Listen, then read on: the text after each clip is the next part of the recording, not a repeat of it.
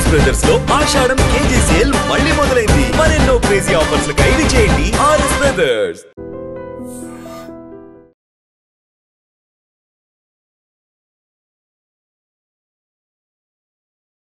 శ్రీ కోట శ్రీనివాసరావు గారు మరణం చాలా విచారకరం. ఆయన గొప్ప నటుడు,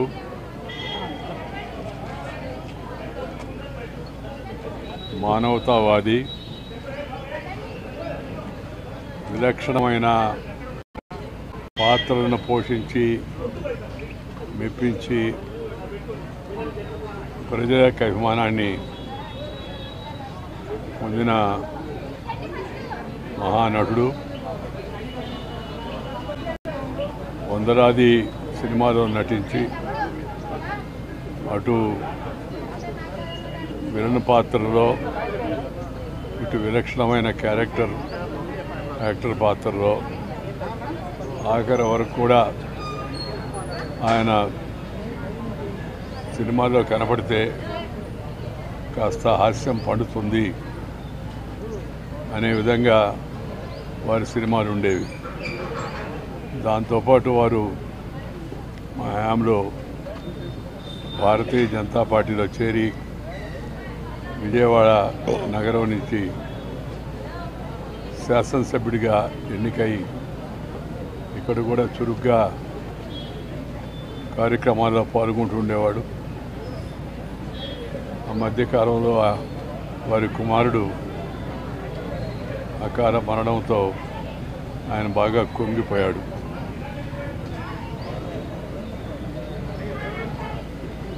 కోలుకోలేని విచారంలో ఇంకా మునిగిపోయి ఉన్నాడు ఆయన.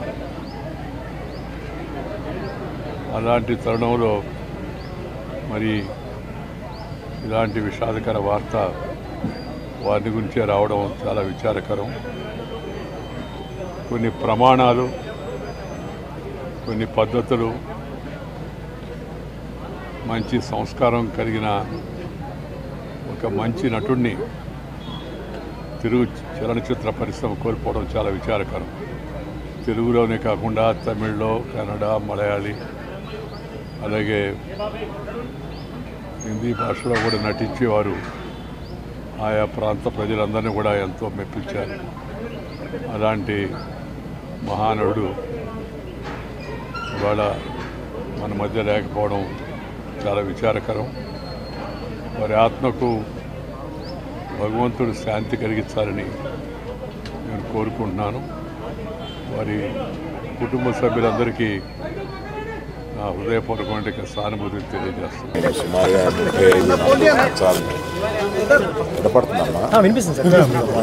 35-40 సంవత్సరాల నుంచి మేము కుటుంబాలు కలిసి ఉండేవాళ్ళం. మా నాన్నగారికి ప్రత్యేకంగా కోట శ్రీనివాసరావు గారు అంటే చాలా ఇష్టం. వాళ్ళిద్దరూ కలిపి చాలా సినిమాలు నటించారు. నాకు కోట శ్రీనివాసరావు గారితో ప్రొఫెషనల్ సాన్నిహిత్యం ఎప్పటి నుంచి అంటే రౌడీ అల్లుడులో చాలా మంచి పాత్ర చేశారు. ఆ పాత్ర పోషించిన దగ్గర నుంచి ఆయనకి కూడా కెరీర్లో ఒక మంచిది రావడమే కాకుండా సినిమా కూడా బాగా పోయింది. ఆయనతో ఇప్పుడు చాలా టైం గడిపేవాళ్ళం. ఆయనతో ఒక టైం గడిపితే తెలియదు. చాలా సరదాగా, చాలా చలుక్కులు వేసి చాలా బాగా మాట్లాడతారు ఆయన. అటువంటి మా కుటుంబానికి సన్నిహితుడు. అదే కాకుండా ప్రభాకర్ గారని ఆయన అల్లుడు నా దగ్గర 30 సంవత్సరాలుగా ఉంటున్నారు. అది ఒక బంధం మాకు. అప్పుడప్పుడు ఈయన గురించి అడుగుతూ ఉంటారు. ఇవన్నీ కాకుండా వారి పర్సనాలిటీని మర్చిపోలేము. ఎప్పుడు ఆయనతోటి I look forward to spend time. అటువంటి ఆయన ఇవాళ లేరు. ఆయన కుటుంబానికి నా ప్రగాఢ సానుభూతి తెలియజేస్తున్నాను. ఆయన లేని లోటు తీరని లోటు ఇండస్ట్రీకి చాలా పెద్ద లాస్. అండ్ మా అందరికీ చాలా ధైర్యం చెప్పేవారు. అండ్ చాలా నేర్చుకున్నాం. ఈరోజు సడన్గా ఇది మేము యాక్చువల్గా డైజెస్ట్ చేసుకోలేకపోతున్నాం.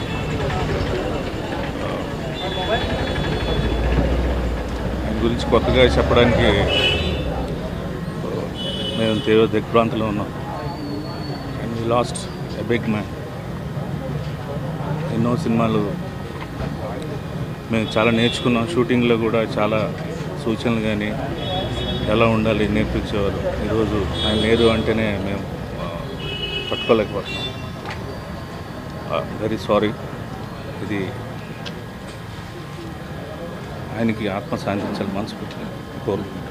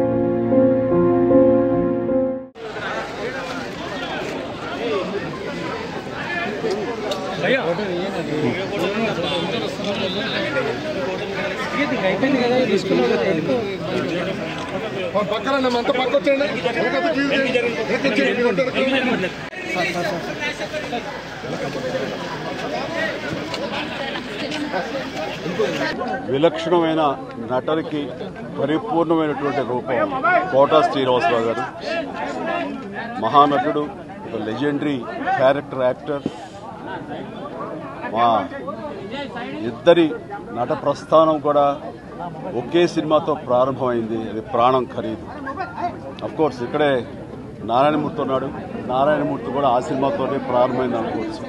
సో సుదీర్ఘమైనటువంటి ఈ నట ప్రస్థానంలో మా అనుబంధం వెనవేసుకోవడం అంతా ఇంత కాదు. ఆయనతో నటిస్తున్నప్పుడు తెర మీద ఆయన నటనను చూసి అద్భుతం అనుకోవడం వేరు. వ్యక్తిగతంగా 1-to-1 కూర్చున్నప్పుడు ఆయన చేసే చమత్కారాలు కానీ చెప్పే జోకులు కానీ అవి ఆద్యంతో చాలా ఉత్సాహపరుస్తుంది. దాంతో షూటింగ్ ఉందంటే కనుక ఇలా కోట శ్రీనివాసరావు గారు ఉన్నారు, ఇవాళ చాలా హుషారుగా బాగుంటుందని ఉత్సాహంతో వెళ్ళేవాళ్ళం. అలాగా ఆయనతోటి ఒక అనుబంధం పెనవేసుకు వెళ్ళింది. ఇంకా ఆయన చేయలేని క్యారెక్టరు, చేయని క్యారెక్టరు, మాట్లాడని యాస, మాండలికాలు లేవనే చెప్పాలి. అంతగా పరిపూర్ణమైనటువంటి నటన. నాటక రంగం నుంచి వచ్చి సినిమా రంగంలో తనకంటూ ప్రత్యేకమైన స్థానం ఏర్పరచినటువంటి గొప్ప నటుడు.